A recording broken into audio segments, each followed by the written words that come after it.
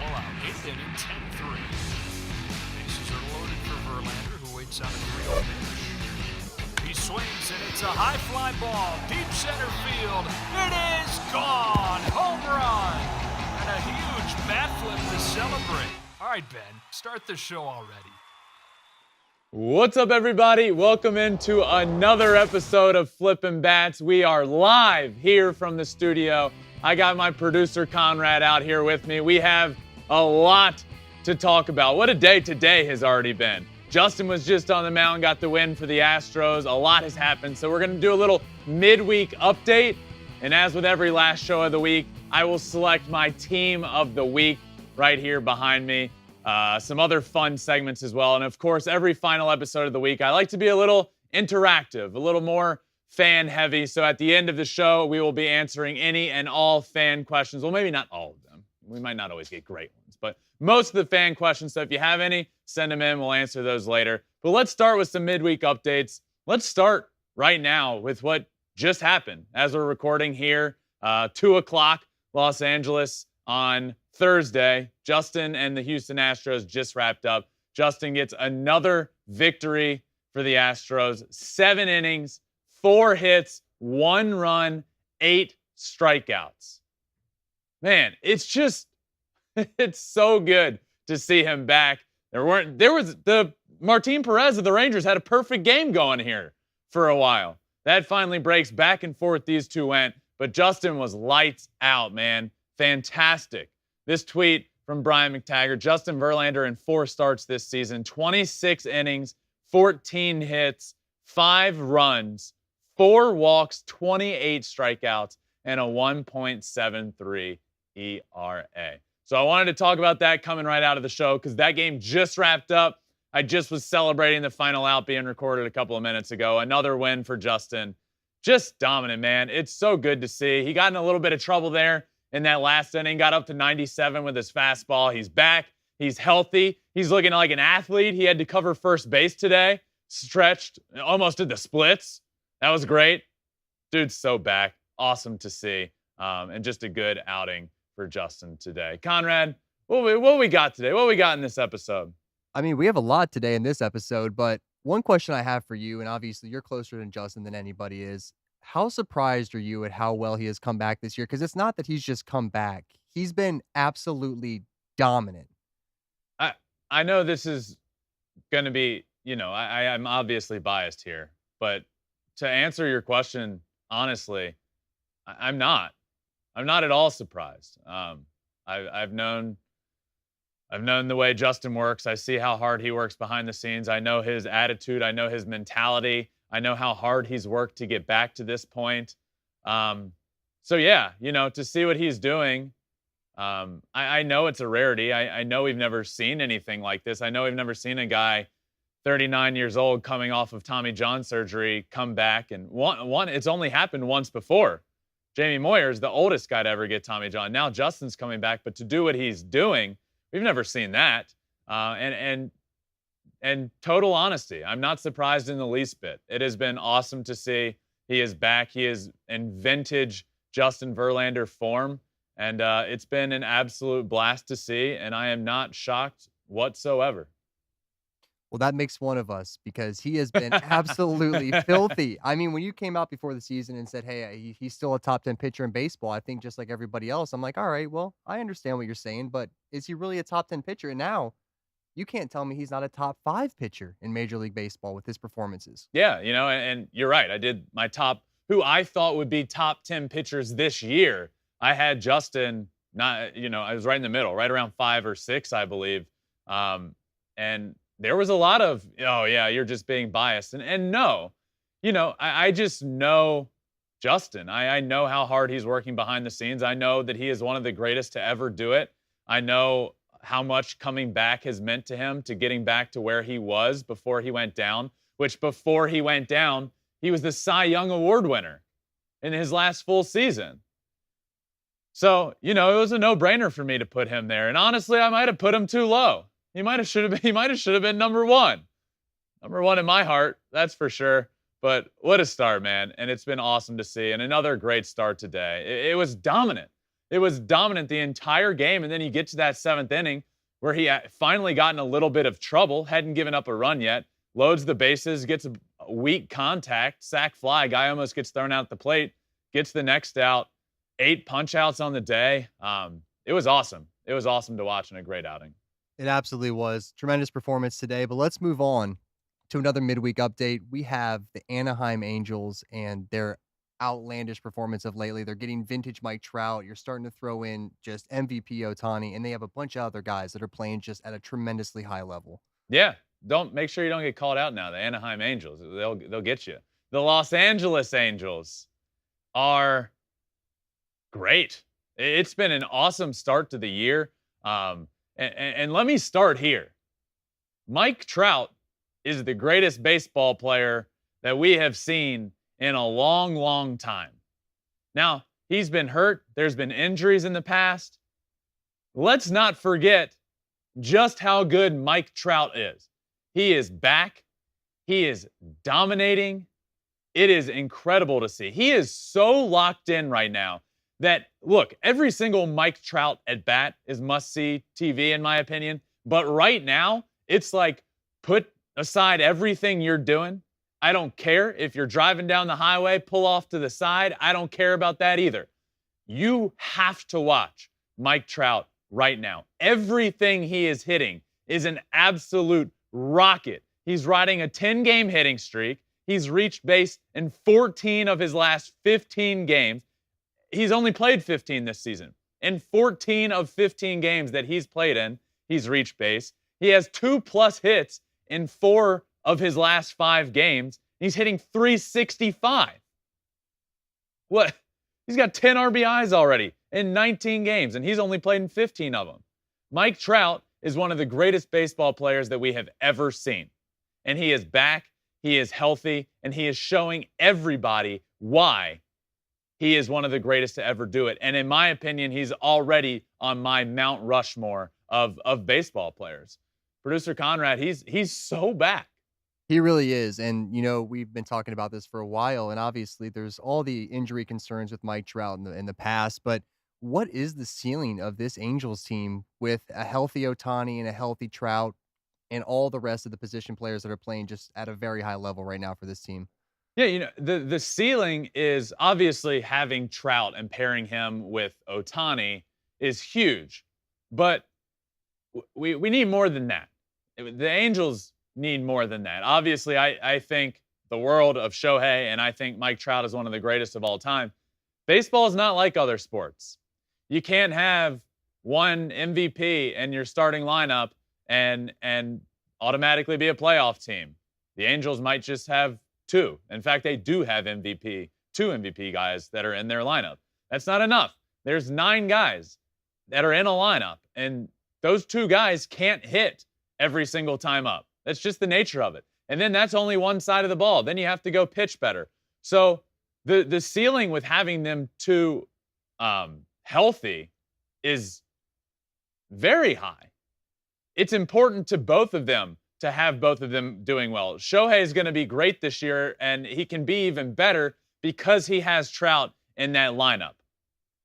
But the ceiling with just the 2 of them without production around them, you know, it's not high. We've seen it before. Obviously, last year Trout gets hurt, but we've seen the 2 of them healthy before, and it's just this Angels team needs to be better.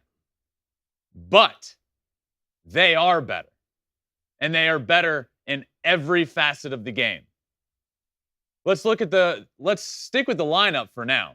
Let's talk about the depth in this lineup. And I want to start with Taylor Ward, who is the hottest player on the planet right now. It's incredible. Taylor Ward is batting .395, 4 bombs already, 9 RBIs in the first 11 games that he's played in.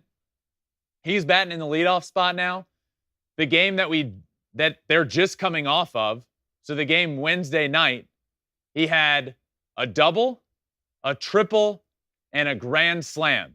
And he scored 4 runs in that game. Let me explain just how rare that is. That has only been done twice in the modern era. The other one being Roger Maris in 1958. This tweet sums it up perfectly. Taylor Ward of the Angels is only the second player in the modern era to have a double, a triple, and a grand slam. That is incredible. Brandon Marsh is hitting great. He was a rookie last year. Comes up, shows potential. This year, he's hitting over 300 so far. He's hitting great. And he's got a beard that's like Jesus. He's got a Jesus-like beard. How can you not root for that guy? He's great. He's fast. He's adding depth to this lineup. I really like this Angels lineup. I tweeted this last night. The Angels rake. I mean, yes, you have Shohei, who's hitting better now. 3 hits last night. You have Trout, who's in fuego, one of the greatest to ever do it. He's better now than ever. I mean, what he's doing right now is incredible. But then you have Taylor Ward, who's been unbelievable. You have Brandon Marsh. You have Joe Adell, who started off really slow, who is now picking it up. Grand slam the other day. He's playing well. Tyler Wade adds a different dynamic to this team, this lineup. He's really fast, dropping down bunts. This Angels lineup will get you any way you look at it. They've been fantastic. It's been really good to see what the Angels lineup is doing. Pitching-wise, I mean, then it just really, this is where this Angels team is going to separate themselves. The Angels have not pitched well for a long time. You added Noah Syndergaard, who's 2-0 with a 2.1 ERA. Michael Lorenzen, 2.93 ERA. Patrick Sandoval, who's looked great through 3 starts. He's 1-0 with a 0. Back into the bullpen, Aaron Loop, Raisel Iglesias, Archie Bradley. Man, this Angels team is different. So you ask what's their potential? With Ohtani and Trout, certainly higher. What is their potential with all of these guys? Well, the sky is the limit. They have to stay healthy. They have to have those guys in the back end of the bullpen be special because the rest of that bullpen can be a little shaky. But when you have that lead, you got guys in there that can get the job done. The sky is the limit for this Angels team, and it isn't just because of Shohei and Mike Trout. It's because of the depth of this team. They are fantastic. They are a good team out in the AL West, and I'm excited to see what they can do this year, Producer Conrad. They're looking great, man. They really are. But now we have a legitimate issue in the AL West. You have 3 contending teams. The Mariners have lost a couple games in a row, but they're still playing at a high level. The Angels are now playing at a really high level, and your Astros. So who are you taking as of right now? Who do you think has had the best stretch of 15 to 17 games so far to start the season? I think given the last couple of days, you got to take the Angels. The Angels have impressed me. The 2 that have impressed me the most are the Angels and the Mariners. The Mariners have looked good this year. Yes, obviously they run into a good Rays team, and they've lost a couple of games. The Angels are the ones to me that have impressed me the most. And not just, I knew they were good offensively. I knew they were really good offensively. But pitching-wise, the Angels have really, really impressed. So to me, in the AL West, the most impressive is the Angels. Next up, I want to get to our next midweek topic. And it isn't just the Mets. It's not just the Yankees. It is the state of New York as a whole and baseball in New York. But first up, we're going to get to our guest to talk a little bit about the Mets and bring in Anthony DiComo. Anthony, thank you so much for joining me, my friend. I really appreciate it. Happy to, yeah. I know it's hey, the Mets are a popular team right now, right? Yes, they are extremely popular right now, and that's why I want to talk about them. One, I was big on this team coming into the year because of all the changes that were made. But for too long, we've heard people saying, well, let's not get too ahead of ourselves. The Mets are going to Met. And I said, I'm tired of hearing that statement. I feel like this is a different team. Anthony, what is the vibe like amongst fans in New York right now, amongst Mets fans? Are they excited? Are they a little timid to be excited? Where do they stand with this current Mets team that is fantastic and one of the best in the NL? It's a really good question because I do think it's a little bit of both. There's definitely an excitement because people aren't blind, right? They see how good this team is already. They see the talent on the roster. They see that, unless you really get hit by the injury bug, particularly in that rotation, this looks like it's probably pretty sustainable. This looks like it's a playoff team. And then once you get in the playoffs, this looks like the type of team that could potentially go places. So everyone sees that, everyone knows it, but you're also talking about a franchise whose fan base has had decades of disappointment. And certainly they've had good teams before. In 2015, they made that run, but you go back further, 06, 07, even 08. These were teams that Mets fans thought similarly about. Really good players, talented rosters. It didn't happen. Late 90s, 2000, they made it to the World Series, but it didn't really happen for them. And it hasn't happened since 1986. So I think there is definitely a feeling from some fans that, okay, when's the other shoe going to drop? And that might not go away until you get to October and the other shoe hasn't dropped. But none of it should mitigate what the Mets have done, what this roster looks like, and how good they could be going forward. Well, you just mentioned it, and you said one thing that fans are often timid about is the injury concern and injuries in the rotation. Let's start with that. Using your words, one of the shoes already dropped right before the year started. The biggest news is and the greatest pitcher in the game of baseball goes down. This rotation, Anthony, has been fantastic. So given that news, right before the season starts, that Jacob deGrom's hurt and he's not going to pitch for a while, did you envision this rotation being where it is right now and being as good as they are? Because you have deGrom goes down, who's the best pitcher on the planet. This rotation outside of Max Scherzer, other than him, has stepped up and been fantastic. Did you see that coming? No, I didn't. I didn't expect this team to crater by any means because they do have the talent. But I think anyone who sits here and says, okay, without Jacob deGrom, the Mets are going to have, if not the best, one of the best rotations in the league in April. It's just not realistic to have thought that. And part of the thing was coming into the season, you had a group of talented pitchers in this rotation, but every single one of them had question marks. Even Max Scherzer, coming off last October and some of the injury concerns, he had a question mark. Carlos Carrasco, huge question marks. Tyler McGill threw a ton of innings last year, and we weren't even really sure what he was coming into the season. So that was a question mark. We didn't know he was going to be in the rotation. So you just keep on going down the line, and you could certainly envision a best-case scenario for all those guys in April. But it would be tough to say they're all going to hit their peak. They're all going to be that best-case scenario, but they really have. With the exception of Carrasco's start yesterday, in which he really had his first bad one, he's been great. McGill has been something better than we've seen in the past from him. Some of the fill-ins like David Peterson have been great. Chris Bassett has been Chris Bassett. Max Scherzer has been the Max Scherzer that we know. So you just go on down the line, and I think if you draw up a best-case scenario for all these pitchers in April, they've all pretty much hit it, which I couldn't have predicted, and I think most people who say they predicted it would have been lying. Do you think so you add in a piece like Max Scherzer, who obviously we know as a pitcher on the mound is fantastic. But when you look at deGrom going down and the rest of the rotation stepping up, you think Max Scherzer has a little bit to do with that? You think he comes in and has a big impact on these other pitchers in that rotation? Absolutely, because all of a sudden, Chris Bassett, for instance, isn't being asked to be the number one like he was in Oakland.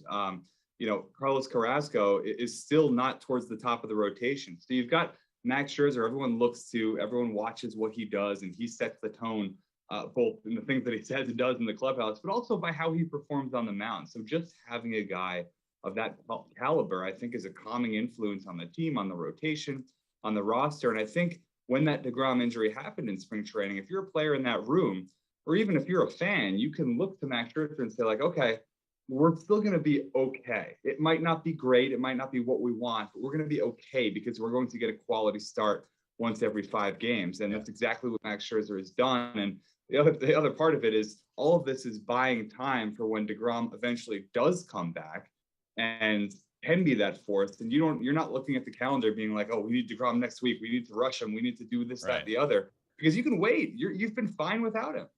I think that's been a big part. This Mets team has had talent for the last couple of years, and they have needed Jacob deGrom. It feels like this year you don't need to rush him back. You can give him that time. This team doesn't need him. Obviously, they're light years better than they already are with him because he's the best on the planet. But before we move on from the pitching, let me ask you about Jacob deGrom. Where is he? What can we expect? When can we expect to see him back out on the field, and how is he feeling right now? Yeah, he's in a bit of limbo right now. He's still not been cleared to throw a baseball, which is great news, but his shoulder is healing. He's been cleared to do some resistance bands work. He's getting some manual therapy on the shoulder. All these, basically everything that leads up to throwing. And he could feel great in a week, and the Mets could clear him to throw. It might take a couple weeks. It might take another month. I'd be shocked if we see Jacob deGrom before June. It could certainly be a midseason thing, maybe even a second half of the season thing. And I think that's the point, is kind of what we just talked about, is that's okay, because this Mets team, again, as currently constituted, is good enough to make the playoffs. I know fans who don't like jinxes don't like to hear it, but they should make the playoffs without Jacob deGrom, or with whatever semblance of Jacob deGrom they get. And then once you add him, you want him there, and then you got him for the stretch run, you've got him for the playoffs. You go into the playoffs, if you have a healthy deGrom and a healthy Scherzer at the top, you're going to be among the favorites, regardless of how many starts deGrom gave you during the regular season. Yeah. So offensively, there were a lot of new guys brought in this year. A lot of studs. I think underrated guys that had played in smaller markets that come in, and they've been really good. Mark Canha, Eduardo Escobar, Starling Marte. Do you think there's any bit of, for Francisco Lindor has been so much better this year. And by better, I just mean seems like he's back to being himself.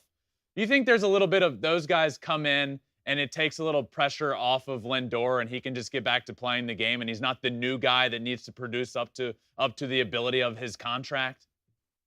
100%. And I've heard guys in the clubhouse say this. I've heard Buck Showalter say this. Lindor himself has said this. And I actually loved one of Buck Showalter's quotes about Lindor about a week ago, and he was asked about why this version of Lindor has been different. And he said, I think he doesn't feel like he needs to be everything to everybody at all times. Right. And you can see it. It's a much more relaxed version. You talk about the depth of this lineup. There's no one guy that really stands out. There's no Mike Trout or Shohei Ohtani in this lineup that stands out, and you're just waiting for his turn in the order to come by. No, it's 1 through 9, or at least 1 through 8. That is just professional hitter after professional hitter. A guy like Eduardo Escobar is very quietly, among the league leaders in doubles, extra base hits, all that stuff. You probably wouldn't know it if you just looked up and watched the random Mets game, because they do it quietly. They kind of do it in this reserved fashion. But I think as a result, is exactly what you're saying is taking place. I think Lindor doesn't feel the same pressure. Pete Alonso probably doesn't feel the same pressure that he did in 2020 coming off his rookie season. A guy like Jeff McNeil has spent most of his career batting 1, 2, or 3 in the lineup. He's been batting 8th. So he doesn't have the same pressure on him. And I think it just kind of rubs off. You don't need every single one of those guys to be clicking at a given time. You're probably going to have 3 or 4 of them clicking at a given time. And when that happens, you're going to score runs pretty regularly. Steve Cohen has brought in a lot of guys to take the pressure off the stars that were already there. This team, the roster on paper, looks fantastic.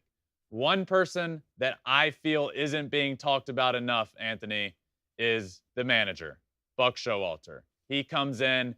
I feel like he's not getting the credit he deserves. That's a big piece, a big guy to bring in to bring a team together. How are guys enjoying playing for him? What is the vibe amongst the players when it comes to their manager, their leader, Buck Showalter?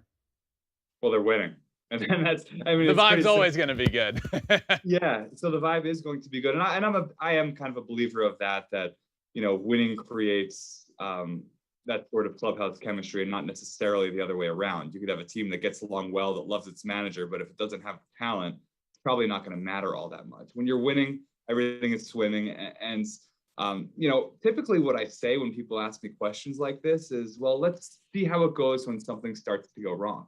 But that happened immediately. As we just discussed, Jacob deGrom suffered that injury before the season even started. That's a really big thing to have go wrong. And I do think it's a credit to Buck Showalter that the team was just able to kind of chug along and not really harp on it too much and go forward. And you really wouldn't know. You certainly wouldn't know by the team's record, but you really wouldn't know just by the way these guys in the clubhouse, is the vibe in the room, that something that catastrophic in terms of an injury to your best player had happened. So I do think there's a calmness to Buck Showalter.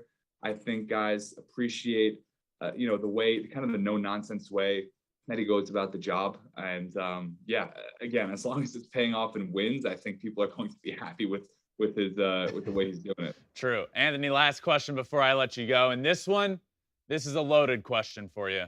Are the New York Mets the new kings of New York City? Are they the best team in New York City? It would be impossible for me to sit here and say no to that question because they have been the best team this April. I do think they have a more talented roster, frankly, than the Yankees. And the Yankees are probably, they're a playoff team as well, certainly in my eyes. But the Mets are something different. This is, on paper, the best Mets team I've ever covered, and I've been doing this for more than a decade now. This is a more talented team, certainly, in 2015.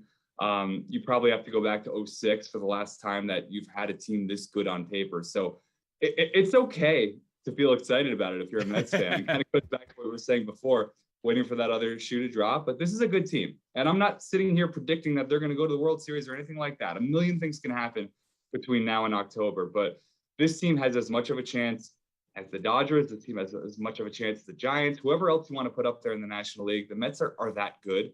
And it's going to be a fun summer to watch and see how it all unfolds. You're not going to predict anything. You're just saying this team is good. And while it's happening, just enjoy it, no matter what the future holds. And you're absolutely right. Anthony, thank you so much for joining me, my friend. I really appreciate it. I'll bring you back on at some point when we're talking Mets again. You got it. Producer Conrad, that was great. I say we need to talk about the other team in New York at some point, though, right? I think we do too. I think we definitely need to be talking about these New York Yankees. Everyone has been talking about the Mets, but the Yankees have also still been playing really good baseball. And I know a couple of times we've talked about them, not in the best light for the Yankees so far. They had a lot of struggles early, but they're playing good ball. Yeah, they are. And look, I will be their harshest critic when they're not playing well, and I will give credit where credit is due when they are playing well. And right now, they are playing good baseball. That, despite everything, we've heard so much about the beginning of the season and, oh my God, what's wrong with the Yankees? You know where they're sitting right now in the standings?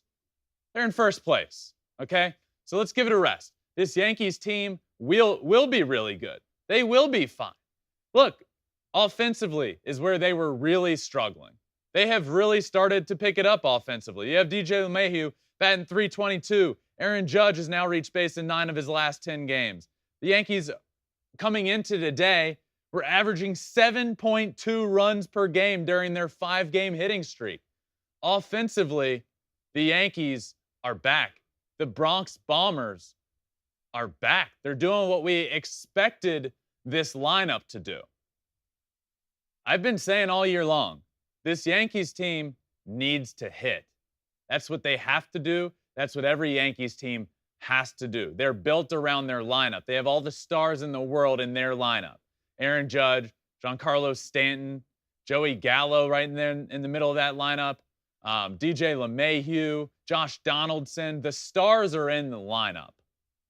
The lineup needed to be better, and to be quite honest with you, the lineup has been better.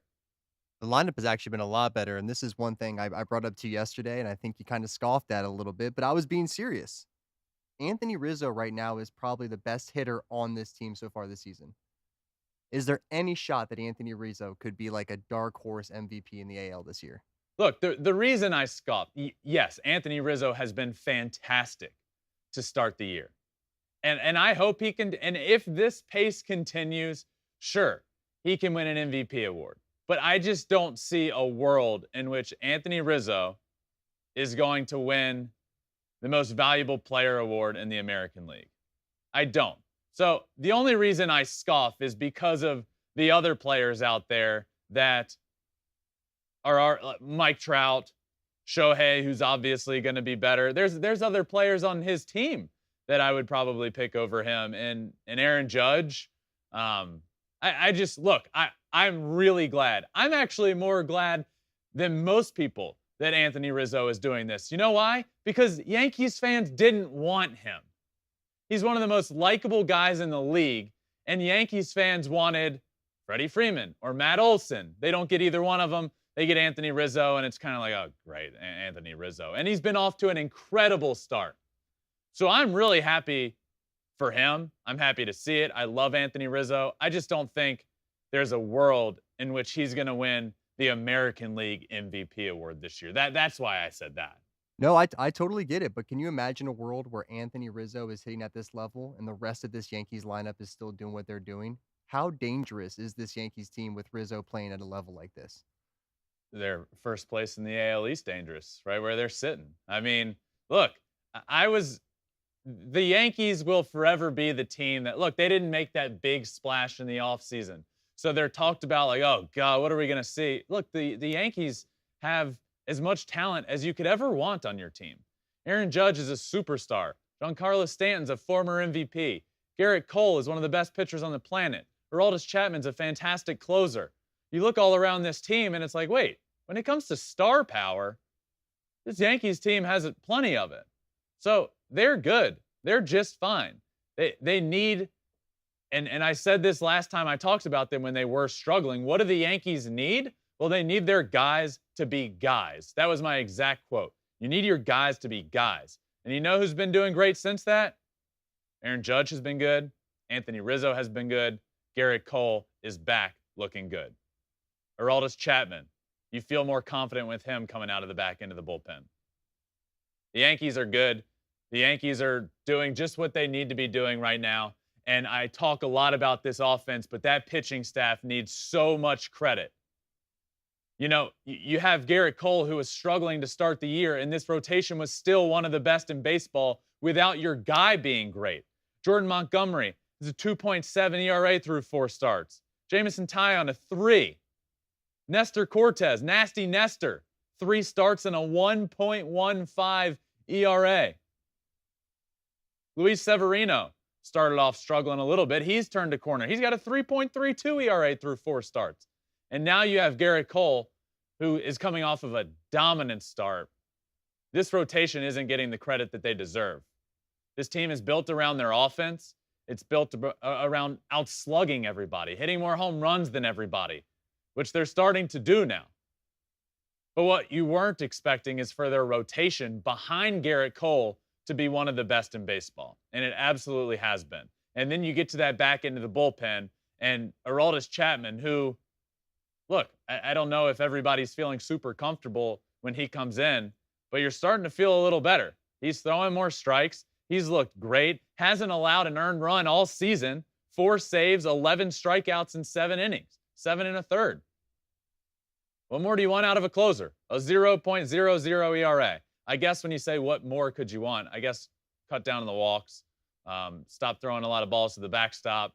But he's been great. It appears he's figuring it out. This Yankees team has been complete. We talk about the Blue Jays a lot. I love this Blue Jays team. The Yankees are leading the AL East. They've been fantastic. And when it comes to New York City, producer Conrad, I'm not going to sit here and pick one or the other right now. New York City is riding on a high. Both of those teams are fantastic right now. They really are. New York, just the state of New York, playing tremendous baseball on both sides right now. But let's move over to our last midweek update. And, you know, there's just no way we can wait to Sunday to talk about this guy again. Shohei Ohtani. This is like basically like the subversion of This Week in Shohei Ohtani, but it's just a little midweek update on him. Talk about his performance last night. You know why on this show we started This Week in Shohei Ohtani news? It's because every week he is doing something notable. Every week.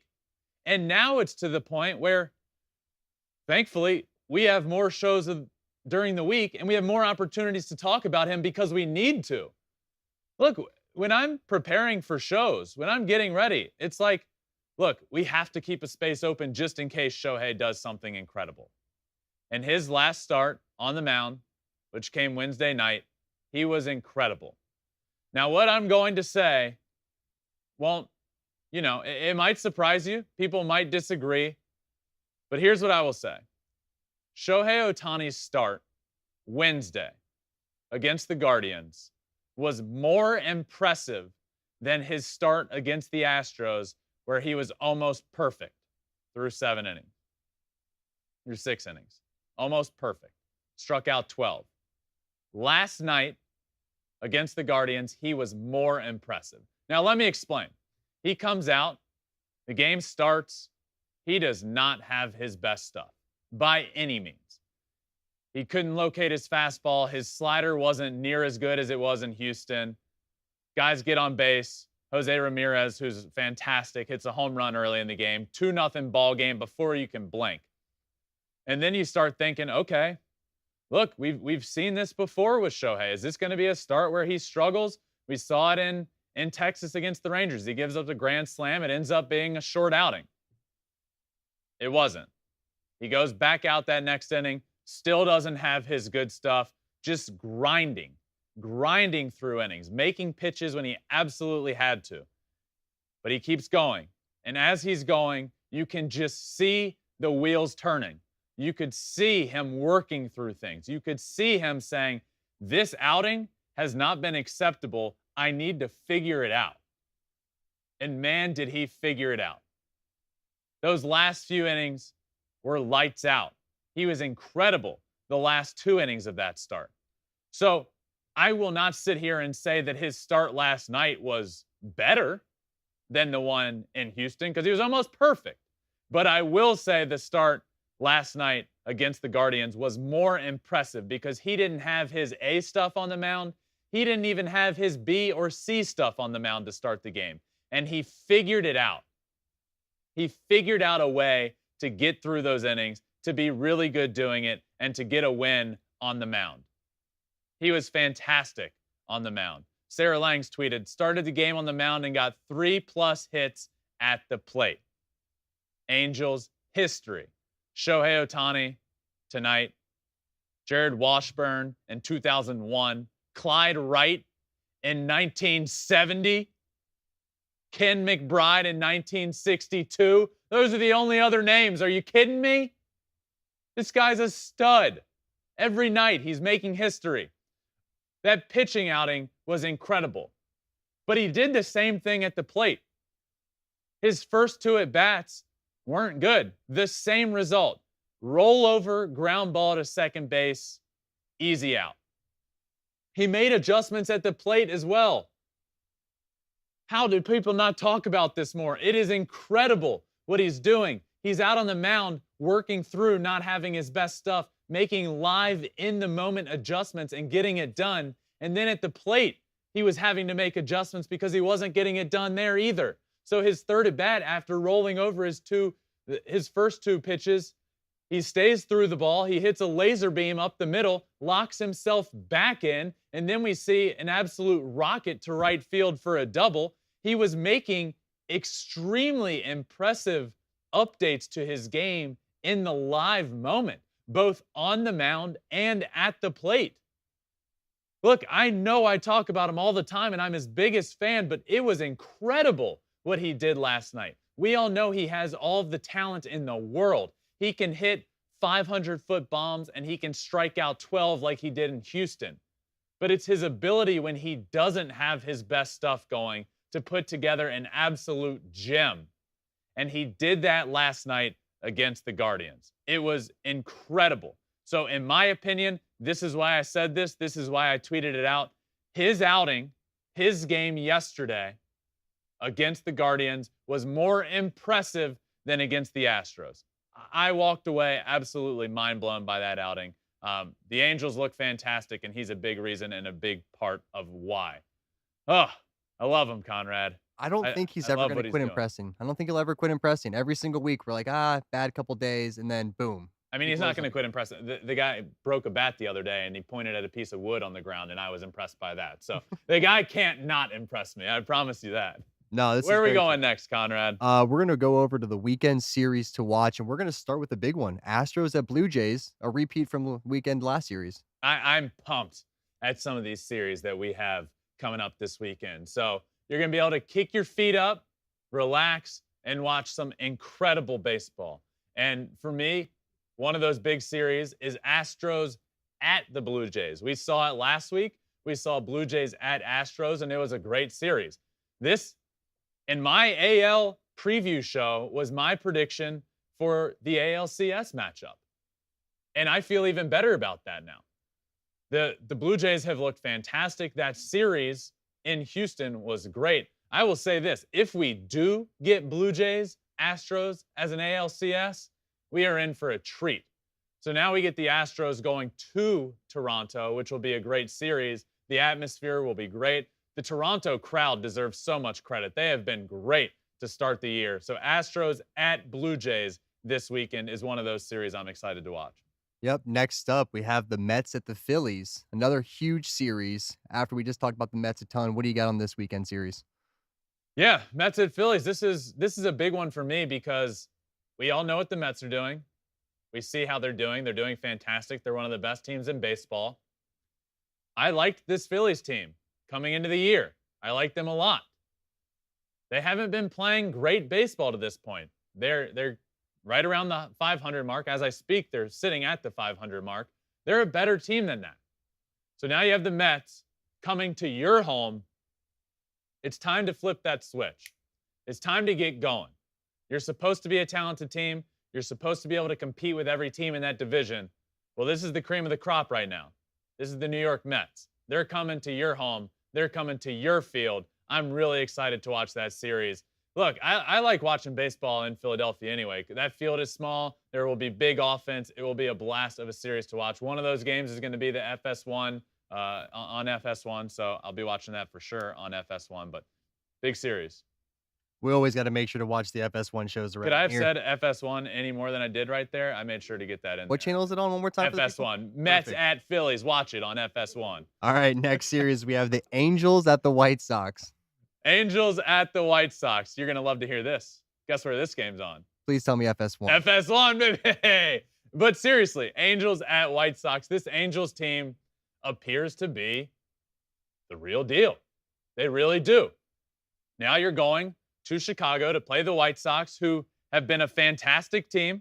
They're not so far this year, but we know they're talented. We know they're a good team. So what does this series have in store?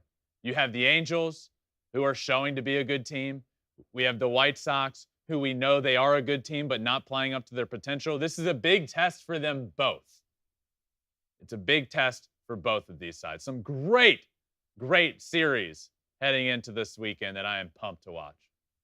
Great. Like I said, you can never beat it when there's a ton of great baseball on, especially this early in the year. So many good matchups. Let's move on to a new segment. We got to get something cool when we get a new segment in here, like some orange or something. Yeah. Panic or patience? A little panic Conrad. or patience. We like to Absolutely. do for this fun Thursday episode, whether it be something we've been doing some buy or sells. We don't want it to be buy or sell every week. So this week, we want it to be panic or patience. So I don't really know what you got coming at me, whether it's players or teams, but you get the gist of it. Panic or patience. I'll tell you whether to panic or be patient. All right. The first one we have up is Shohei Ohtani's hitting. I know he had 3 hits last night, but still hitting around what, 220, 230 this year? Yeah, in the low 200s. This one is easy for me. And I know you all know the answer. Patience. Be patient. He is fantastic. He will be great. He is the reigning MVP. We already saw it. We saw it last night against the Guardians when he pitched. He got 3 hits. He's able to make adjustments. He's able to adjust mid-game, which separates him from a lot of people. It's not easy to do. It really isn't. This was a big part of me in my minor league career. When I started off a game getting a hit, there was a good chance I would get 2 or 3 hits. When I started off that game 0 for 2, I feel like it was close to 100% I was going 0 for 4. It's tough to make those mid-game adjustments. He's able to do it. He's able to make adjustments better than anybody. He's really good. He will continue to be having that protection of Mike Trout. Look, we're already seeing it. He's turning a corner. The power will come. The swing is there. It'll be there. Patience with Shohei Ohtani's hitting. Next one, we have panic or patience for this injury-riddled Chicago White Sox team. Yeah, I think it's obviously early in the year. I understand. But I'm going to say panic here. Now, this White Sox team is great. They have all the potential in the world, but the injury bug just keeps coming after them. It's bad. They keep getting hurt. We saw it before the year. Garrett Crochet goes down. He's out for the year. The injury bug is tough. But then you look at the rest of the division, specifically the Minnesota Twins, who appear to be better than a lot of people were expecting. Joe Ryan is at the top of that rotation. He's been fantastic. That rotation needed help. It has it. The Twins have been better than we expected. The White Sox have been worse than expected and keep getting injured. Eloy Jimenez goes down again. I'm worried about them. So here early in the year, I'm going to say panic on the White Sox. Oh, some early season panic. Next up, Joey Gallo's performance so far this year. You got to love some early season panic. I'm going to give you some more panic. When it comes to Joey Gallo, panic. Yeah, we've seen him have 2 games in a row where he hits a home run, but he's still in hitting well under 200. You need him. The Yankees need Joey Gallo to be some sort of, you're not asking him to hit 280 with 40 bombs, but you're asking him to hit 220 with 40 bombs. So the power hasn't been there. The contact just hasn't been there at all. He's punching out 3 times a game nightly. You need more from him. So, yes, we've seen flashes, but that game the other night where he hits a home run, he goes 1 for 4 with a homer and 3 strikeouts, which you would take every single night with Joey Gallo, but he's not hitting a homer every single night. But you're getting the strikeouts consistently. I'm worried about Joey Gallo. I think New York City is getting to him a little bit. It's a tough place to play. It's a tough place to be a ball player. And I am worried about him moving forward. So when it comes to Joey Gallo's performance, I'm going to panic. Whole lot of panic going on. Let's see how you feel about this one then. Mookie Betts so far this season. All right. I have an interesting take on this. Now, hear me out. When it comes to Mookie Betts so far this season and for his season to come, I am panicking. Now, let me explain. I feel like I need to explain myself here. Mookie Betts is fantastic. He is one of the best players in baseball. I am panicking because this slow start has me worried. I know he will get better. I know he will be much better than his start to the season. I am worried that Mookie Betts will not ever be the Mookie Betts that the Dodgers were expecting. That worries me. I'm worried that he won't get back to that form that we saw late in his Red Sox career. I promise you, Mookie Betts will be a good baseball player this year. He will be really good. And I know he will get better than he is right now. The reason I say panic is not because I don't think he'll have a good year. It's because I'm worried that the Mookie Betts that we all know and love and want to see, we won't see. And I hope I'm wrong. I hope we see it. I hope we get that Mookie Betts from the Boston Red Sox. I hope we get to see him because he's one of the most exciting players in the game. He has all the ability in the world. And he's paid like he has all the ability in the world. So that's the only reason I'm saying panic. Is that fair, Producer Conrad? I'm not saying panic because I don't think he'll have a really good year. I'm saying panic because when I think of Mookie Betts, I think a top 3 player in the game. And I don't think we're going to get that. I think it's really fair, to be honest with you. I think Dodgers fans would agree, too, if Mookie Betts is playing at Mookie's level. I mean, could you imagine that lineup if he's performing at what we know from Mookie Betts in the past? It'd be unbelievable. Yep. One last thing. Astros slow start. When it comes to the Astros slow start, patience. Be patient.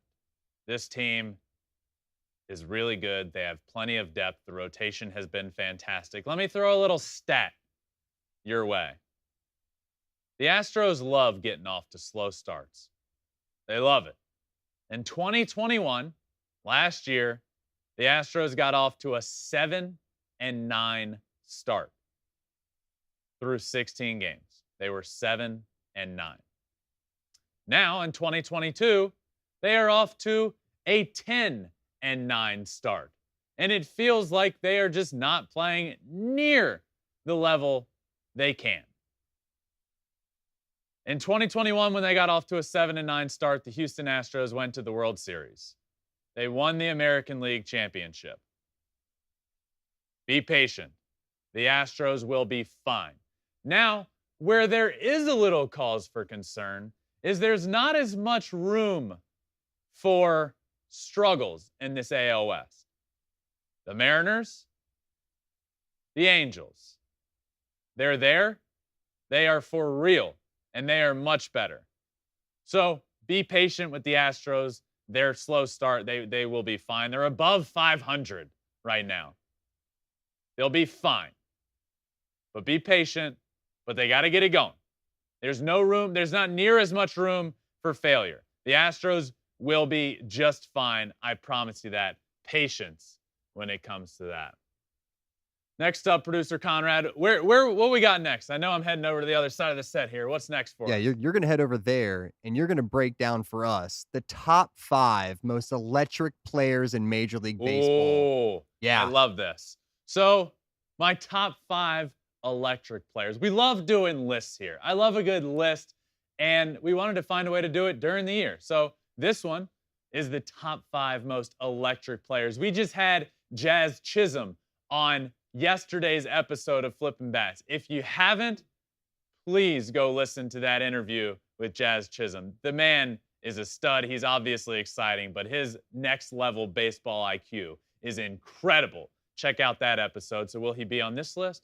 Maybe. But let's start with number 5 on my top 5 most electric players, and it is Pete Alonso. Now this one, let me preface it by saying this. I put Pete Alonso's name out there when I was prepping for this show, and I said, I want him in this list of top 5 most electric players. And people laughed. Pete Alonso is electric.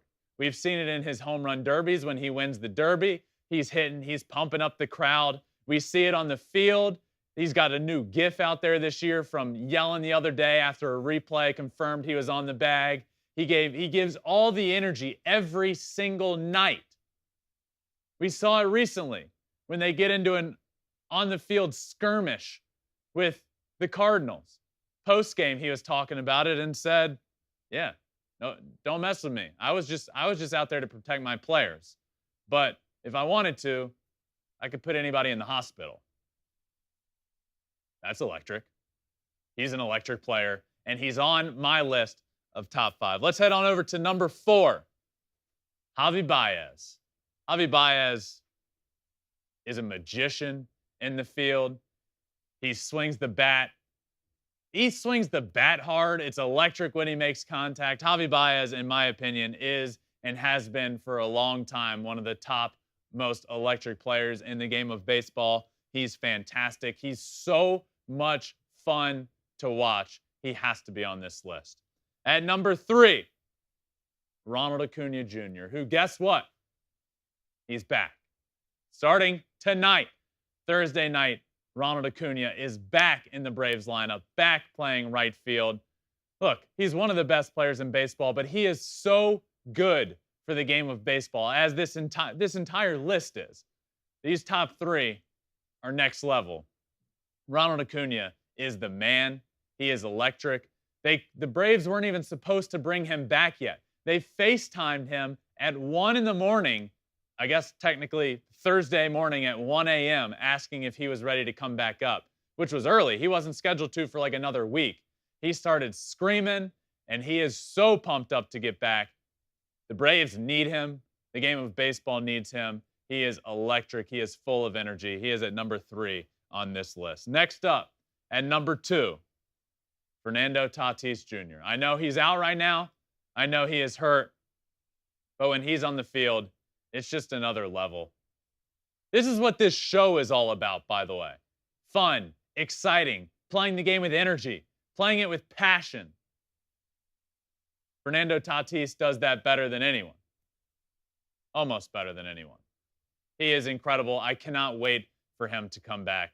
Tatis is on this list at number 2. So that leaves one final spot, and it is our guest on this week's show of Flippin' Bats, Jazz Chisholm Jr. Man, He just does it all. Yes, he is fun. He's exciting. He plays the game with energy. But he has taken another step this year to being a fantastic baseball player. He's now leading off for the Marlins, which was a great move to do. He's been awesome. He's diving all around the field. He's making plays. He's on social media doing whatever he wants. This man is incredible for the game of baseball. And when I said it a second ago, I mean it. That's what this show is all about. Yes, I love the game of baseball, but I want to showcase how fun and exciting the game of baseball truly is. And then Jazz Chisholm comes along and shows the world, yeah, the game is fun. The game is exciting. And I was able to ask him about that in our conversation yesterday on Flippin' Bats. I talked to him about that energy, that passion he plays with. He said it started from a young age, but he truly believes it's what makes him so good at the game. Along the way, there have been people that have tried to slow him down, to dim that fire. But at the end of the day, when you let Jazz be Jazz, we see the result on the field, and it is fantastic. I love watching guys like him play baseball. That's what it's all about. Baseball is fun. And these guys, this list of top 5 most exciting players, well, they make the game fun. Producer Conrad, where are we going next, my friend? We're going to go into a little pick to click. Ooh. You're now 1-1 on the season. Unfortunately, my man Jesse Winker couldn't come through for a home run with you last week, but you have a really hot take this week too as well. Yeah, you know, I'll talk about my loss. I'm now 1-1 on the year. Shohei Ohtani getting a win and a home run was first up in that first week. Got that right. Jesse Winker didn't come through for me. But it's fine. I'm gonna bounce back. We're gonna go 2-1 now, and it's gonna start right now. We're gonna go on a winning streak. It's gonna start with this week's pick to click. Ronald Acuna. Now there's a little caveat to this. Here's my pick to click this week. Ronald Acuna will hit a home run in his first week back, and the Braves will win both of their series this week. Now, they have a good series later in the week. It's not all easy opponents for them, and the Braves haven't been playing good baseball. So this is bold. I could go something easy, like Ronald Acuna will get a hit in his first week back. Nope, not doing that. I'm going bold. First week back, Ronald Acuna, home run, and the Braves start playing better baseball. They win both of their series this week. That is my pick to click for this week. Check back in on next Thursday's live episode and see if I won that or not. Yeah, we'll see if you can finish 2-1 after 3 weeks. But let's move on to another segment I think has been one of our favorites. It's your team of the week, the top of the top, the cream of the crop. Who you have this week, Ben? The top of the top, the cream of the crop. Listen to you. All right.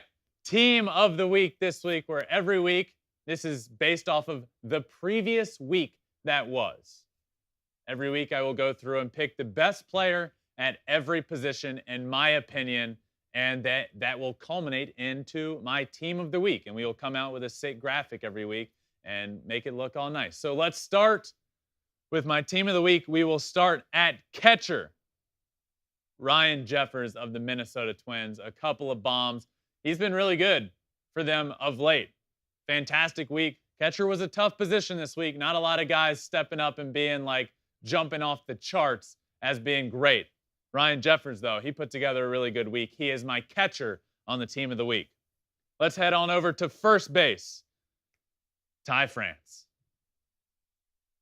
What is there to say about Ty France other than he has a country named after him? That's how good he is. That's how good he has been. Unbelievable week. 4 bombs in the week. Batted .357. Tons of RBIs. Ty France has become a guy on the Seattle Mariners team. On the team that before this year even started, people outside of Seattle weren't giving this man the love he deserves. He has come on the scene this year and just continued what he was able to do last year. He has been fantastic. One of the best players in baseball to this point, and having him on my list was a no-brainer. He is on my team of the week at first base. Heading on over to second base, DJ LeMahieu. We all know the names in this Yankees lineup. Judge, Gallo, Stanton. He's vital for the Yankees team. Last year, he did not have a good year, and I think the Yankees struggled because of that. You have a bunch of guys that are going to hit the ball out of the yard, and they're going to strike out a lot. He's not one of those guys. You need him to be that 300 average guy. You need him to not strike out. You need him to get on base. He was really good last week. Fantastic, in fact. And that's why he is my second baseman on the team of the week. Let's head on over to third base. My third baseman on the team of the week, Joey Wendell. Just a scrappy, no batting gloves, left-handed hitter. Good week. 3 homers, 481. Joey Wendell was good. He had a fantastic week. He looks good so far this year. This Marlins team looks better. Joey Wendell has looked really, really good so far. He's my third baseman. Heading on over to shortstop, Willy Adames. What a stud. Former teammate of mine, Willy Adames, struggled to start the year. But when he gets hot, he is hot. And he is hot right now. 2 bombs on the week. I think something like 11 RBIs. Willy Adames is rolling. He is my shortstop. Now we head to the outfield where this gets tricky. There are so many good outfielders. Let's start. And this is in no particular order. It's not like I'm picking a left fielder and then a center fielder and right fielder. 3 outfielders. We're going to start with Taylor Ward, who we talked about off the top of the show. He has been incredible. He is the first player since Roger Maris to score 4 runs in a game and double and a triple and a grand slam. Second player in the modern era to do it. He's been awesome over the course of the last week. I mean, he moves into that leadoff spot, and he's been one of the best hitters in baseball. Taylor Ward, first outfielder on my list. Next up, Mike Trout. We got 2 Angels. They're playing great baseball. We got 2 Angels. Mike Trout is on this list. Like I said earlier, he is must-watch TV right now. Every single at-bat. He is just hitting absolute rockets. He hit a ball last night that I thought was going to go through the wall. Well over 100 miles an hour. Hits off the top of the wall. I mean, it's fun to watch him play right now. He's one of the greatest to ever do it. And when he's on the top of his game, well, then you know you need to watch him. 3 home runs, batting .500 in the last week. Mike Trout's on this list. And next up, my final outfielder, Byron Buxton. A walk-off bomb, one of the furthest home runs of the year, giving us all the energy doing it. 3 home runs, 333. He comes back from that injury, immediately announces himself back on the scene. He's playing a good outfield. He's fast. He's hitting for power. I love what Byron Buxton is doing. He is an MVP candidate when healthy. I pray to the baseball gods that Byron Buxton can stay healthy throughout the course of a season. So he rounds out my outfielders. Now let's move on. Where are we going next, Conrad? Pitcher or DH? DH next. All right. Our DH on the team of the week, Charlie Blackmon. Plays a lot of outfield, has DH'd a couple times over the course of the week, though. I believe 3 bombs. Playing great. Playing way better defense than I remember him doing as well. But he's looked good. 364 on the week. 3 bombs. Charlie Blackmon is my DH on the team of the week. Next up, we'll go to the starting pitcher on the mound, Joe Ryan. Now, this is tough. This was a tough one. And let me preface, Logan Gilbert was almost on here, but these stats are based off the last 7 days. Logan Gilbert's, the start before last was 8 days ago. He just aged out of this. Joe Ryan, however, did not. 2 starts within the week, 2-0, 0 earned runs, 14 Ks, a whip under 0.5. That is wild. Joe Ryan has been fantastic at the top of the rotation for the Twins. He was their opening day starter. People were saying, why is he the opening day starter? Who is this guy? He's going to show you who he is. He has been fantastic. He is my starting pitcher on the team of the week. And finally, rounding out this week's team of the week at closer, Josh Hader. Josh Hader had 4 saves this week. 4. 3 1/3 inning pitched, 6 Ks, 4 saves. What more do I need to say? Easy. You get 4 saves in a week, you're probably going to be my closer of the week. He is the best closer in the game of baseball, and he was fantastic this week as well. That rounds out the team of the week. These are a bunch of studs, producer Conrad. What a team we got here. Team of the week is always very, very great to see, especially when you have Ty France at first base. Ty France should be every position around there. Okay. Player of the week. All right, let's get into some fan questions, though, Ben, to wrap this bad boy up. Our first fan question is going to be, who is your dark horse to win Cy Young this season? Ooh, good question. Lamb Chop, who is your dark horse to win Cy Young? And you know what? I'm going to say my brother. I'm going to say Justin Verlander. And to me, I had him on the list at the beginning of the year of who could be top pitchers, but nobody else really believed that he could have this year that he's having post Tommy John surgery. So he's considered a dark horse. So I'm going to say Justin, who now has thrown 26 innings this year, 14 hits in those 26 innings, 28 Ks in only 26 innings, and a 1.73 ERA. What a start. So he would be my pick of a dark horse to win Cy Young. If I could pick one more, I'd throw Dylan Cease in there. He's been fantastic as well. But I'll take my brother.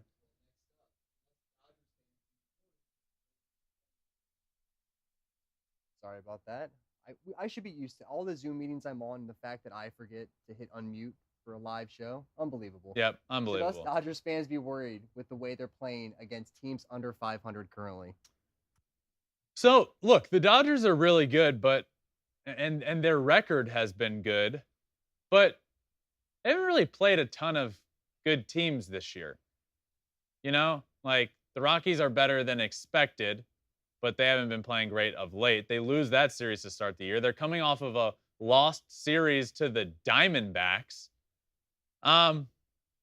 So, look, should you worry about the Dodgers? No.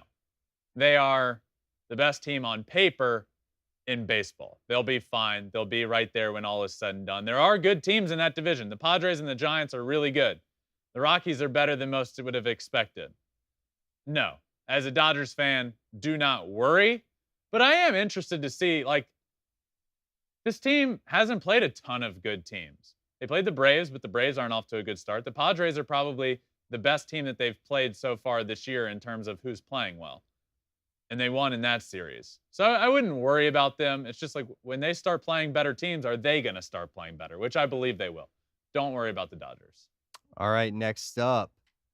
Do you think Acuna has been rushed back? He played a bit in AA, 1 game in AAA before coming back to MLB tonight.